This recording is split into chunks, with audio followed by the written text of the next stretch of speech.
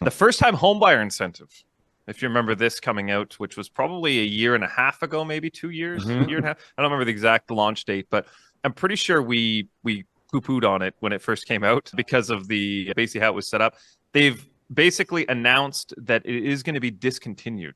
So the original program, just as a reminder, it was basically a shared equity mortgage with the government of Canada. So you would essentially put, 5 or 10% in, and then they would contribute an additional, 5% to the home. The caveat is that you would repay the incentive based on the market value at the of the home at the time of repayment, equal to that 5 or 10%. So basically, you buy a home, you keep it for 5-10 years.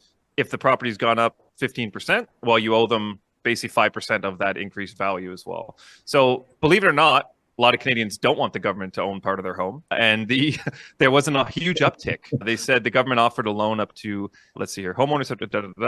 Canada Mortgage and Housing Corp says the deadline for new or updated submissions to the program is midnight. So March 21st is basically the last time they're going to accept submissions.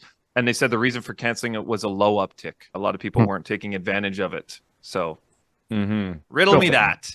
Not surprising at all. Another failed attempt. The government of Canada. The question is how much money was pumped into this program that there was probably very few studies done. I mean, we all work in the industry. We all knew it wasn't going to be a huge driver of any, I don't know a single person that took advantage of it.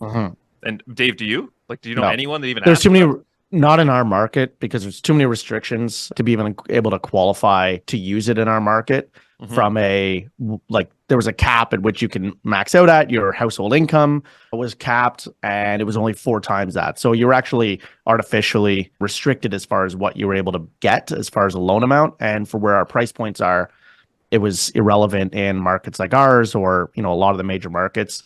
I'm sure maybe some places in the prairies and East Coast might have been able to take advantage or had some use of it, but even at that, for what the stats are, there's hardly anyone that used it. So hopefully they actually allocate those funds to a program that's actually going to be used and actually services for some home buyers. I heard an interesting, actually something I want to talk about now that remember I talked about this midweek, didn't put it in the chat, but 2 things. One, I was going to say one thing I really found interesting, an interesting incentive that they've been kind of murmuring about, rumors, basically having lesser down payment for first-time buyers. So even going as low as a 0% down payment, or potentially extending the amortization to 30 or 35 years just to make it a bit more affordable. So I thought that was an interesting concept, would work 1,000 times better than this first-time homebuyer incentive.